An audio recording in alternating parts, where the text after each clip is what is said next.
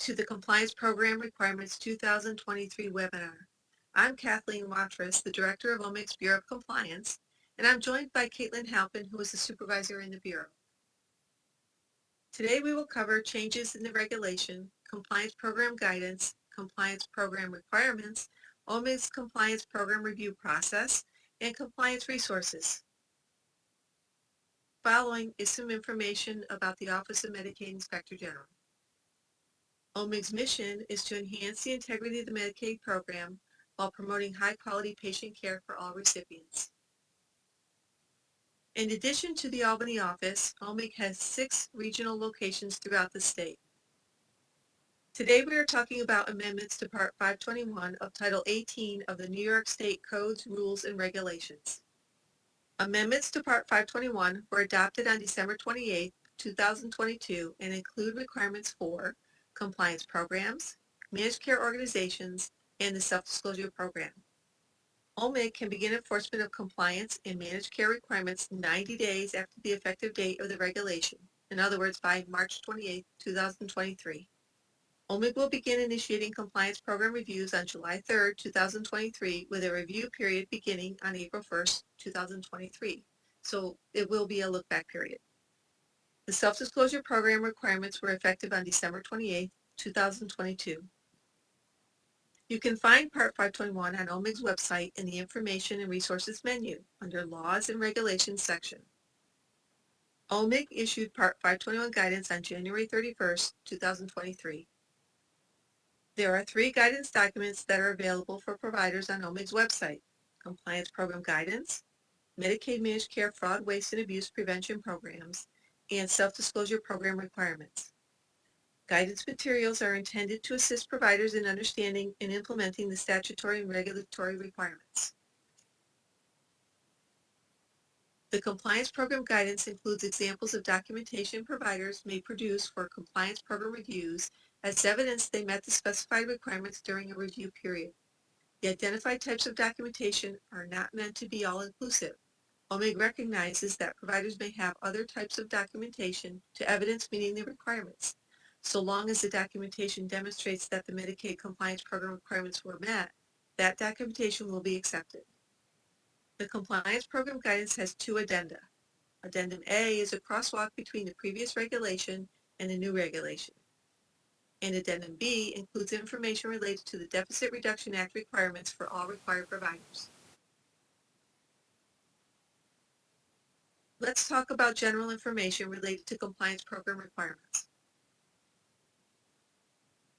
Some of the compliance program outcomes from amendments to the regulation include identifying the key role providers play in promoting the integrity of the Medicaid program, building on existing compliance program and reporting requirements, and more closely aligning the state and federal compliance program requirements.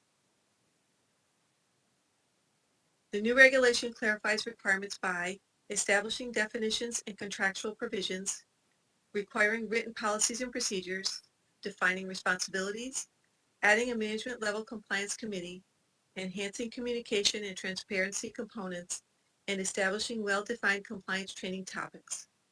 It also includes more specific auditing and monitoring activities, including additional risk areas, responding to compliance issues, and an annual self-assessment of the compliance program, along with the requirement to report, return, and explain overpayments. You may notice that medical necessity and quality of care have been separated into 2 separate risk areas, and additional risk areas have been included for contract oversight, other risk areas identified by provider through its organizational experience, and ordered services.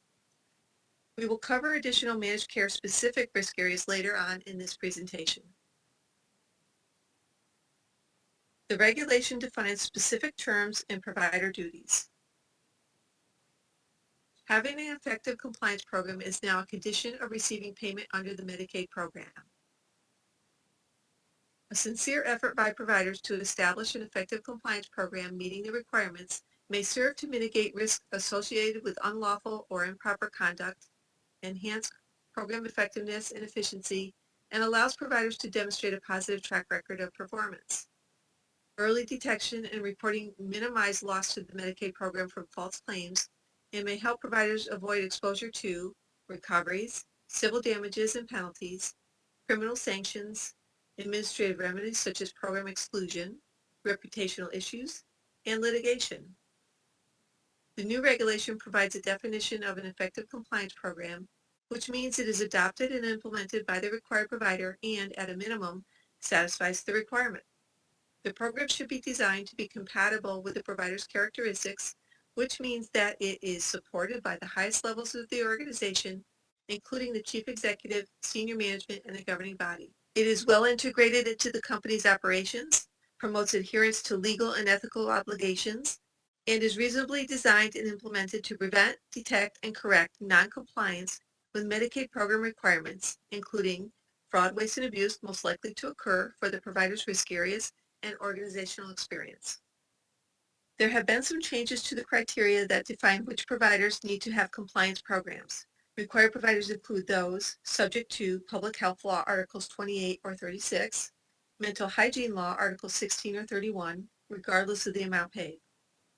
Managed care providers, including managed long-term care plans, collectively MMCOs, and those for which Medicaid is a substantial portion of business operations, which includes providers who claim or receive $1 million or more during a consecutive 12-month period. This is an increase from the previous $500,000 threshold. The new regulation provides clarification on the categories of affected individuals to whom the compliance program must apply, which includes employees, the chief executive and senior administrators, managers, governing body members and corporate officers, and contractors, agents, subcontractors, and independent contractors, collectively contractors. From this point forward, we will refer to contractors. Contractors are only subject to the required provider's compliance program to the extent it is related to their contracted role and responsibilities within the provider's identified risk areas. For example, an entity contracted to provide credentialing services is required to comply with written policies and procedures, training, and so forth as it relates to the provision of credentialing services. Required providers may need to modify existing contracts they have with contractors. To assist required providers in meeting these requirements, OMIG will only enforce the requirement for contracts executed or renewed starting 90 days and no later than 2 years from the effective date of the regulation. OMIG will take into consideration each required provider's unique circumstances and characteristics when conducting its review. Compliance program certifications are now part of the certification statement for provider billing Medicaid, also known as the ETIN form. This is annually submitted to the Department of Health. Since Deficit Reduction Act, also referred to as DRA, requirements are now included in compliance programs, there is no need for a separate DRA certification. I will now turn it over to Caitlin, who will discuss compliance program elements. Thank you, Kathy. There are 7 elements to a compliance program. For element 1, providers should incorporate legal and ethical obligations related to compliance program requirements into their written policies, procedures, and standards of conduct, collectively policies. The written policy should also document the implementation of each of the 7 elements and outline the ongoing operation of the compliance program. Written policies should also describe the provider's fundamental principles and values and commitment to conduct its business in an ethical manner. Written policies should meet all DRA requirements and, for MCOs and MLTCs, describe the implementation of the requirements of Subpart 521-2. The Compliance Program Guidance Addendum B provides additional information on DRA requirements. Providers must review written policies annually to determine whether they have been implemented, all affected individuals are following the policies are effective, and any updates are required. For Element 2, providers should designate a compliance officer who is vested with responsibility for the day-to-day operation of the compliance program. The requirement for the compliance officer to be an employee has been removed. The compliance officer should develop and maintain an annual compliance work plan that outlines the strategy for meeting compliance program requirements and addresses all elements. The regulation defines primary responsibilities for the compliance officer. The compliance program guidance includes additional information on page 9. Also for Element 2, providers should designate a management-level compliance committee that will coordinate with the compliance officer. The Compliance Committee Charter outlines the duties, responsibilities, membership, designation of a chair, and frequency of meetings. The regulation defines primary responsibilities for the committee that should be included in the charter. The Compliance Program Guidance provides additional information on pages 10 through 11. For Element 3, providers should develop compliance program training and education for all affected individuals. They should also develop and maintain a training plan that outlines the required subjects or topics, the timing and frequency of training, which affected individuals are required to attend, how attendance is tracked, and how the effectiveness of the training is evaluated. The Compliance Program Guidance provides additional information on pages 11 through 12. For Element 4, providers should have lines of communication to the compliance officer for reporting compliance issues that are available to both affected individuals and Medicaid recipients of service. There should be at least one anonymous reporting method directly to the compliance officer. Providers must ensure the confidentiality of persons reporting compliance issues.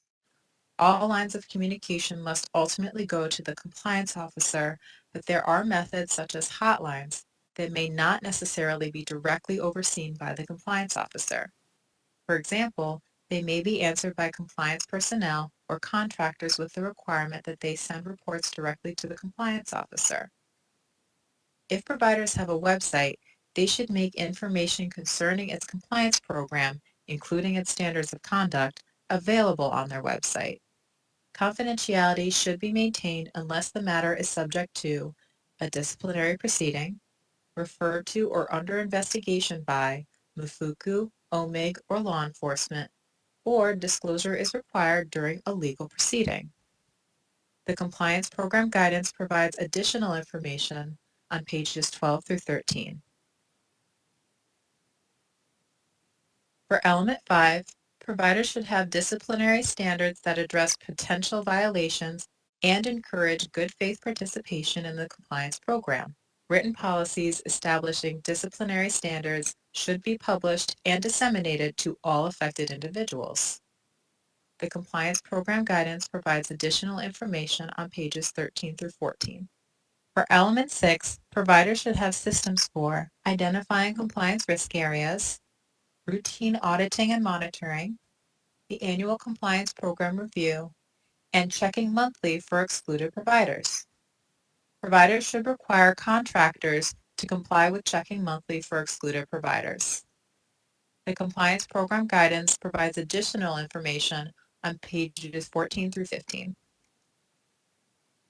For Element 7, providers should have systems for responding promptly to compliance issues when raised, investigating and correcting compliance problems, and ensuring compliance with state and federal laws, rules, regulations, and requirements of the Medicaid program. The Compliance Program Guidance includes additional information on pages 15 through 16. Subpart 521-2 includes requirements for managed care organizations and managed long-term care plans, collectively MMCOs.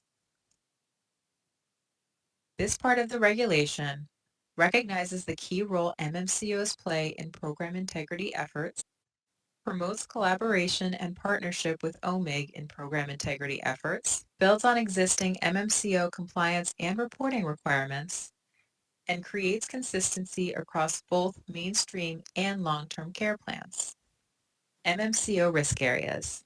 In addition to the risk areas covered earlier in this presentation, the compliance programs for MMCOs must apply to these risk areas as well.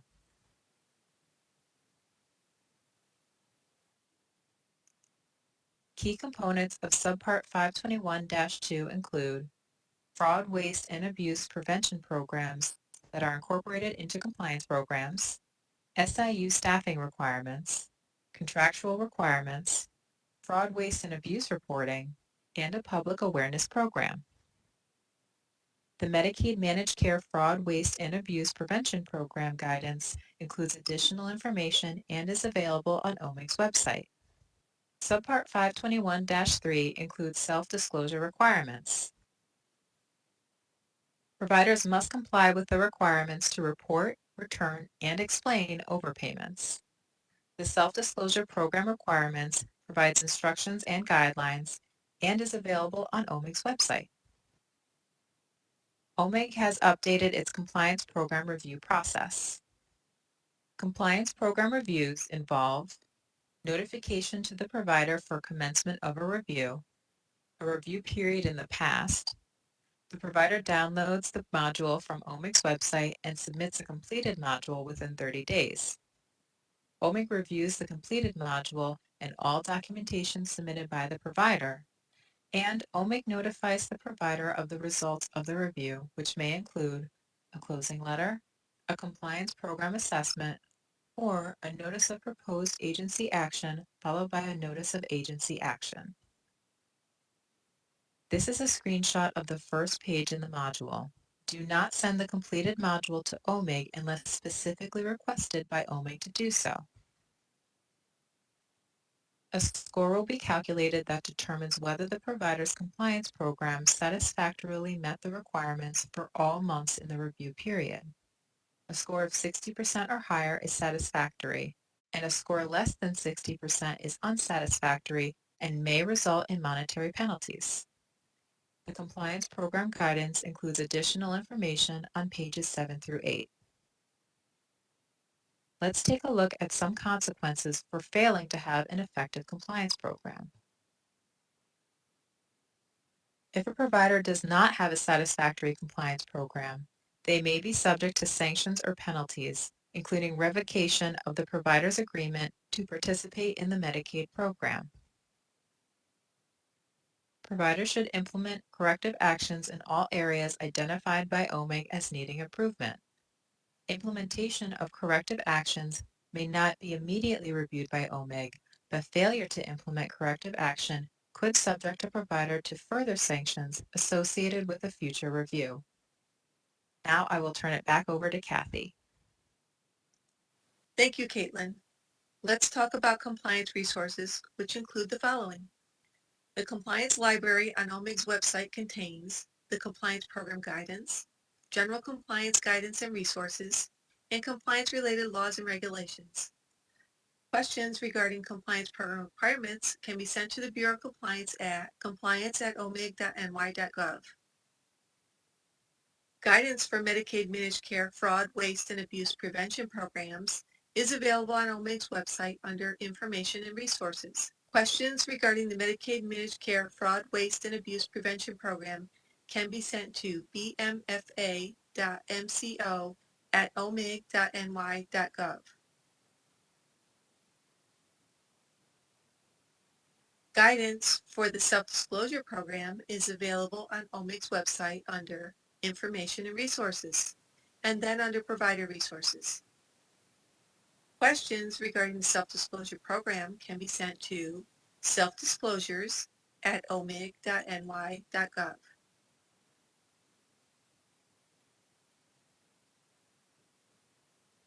Additional information can be found using these resources.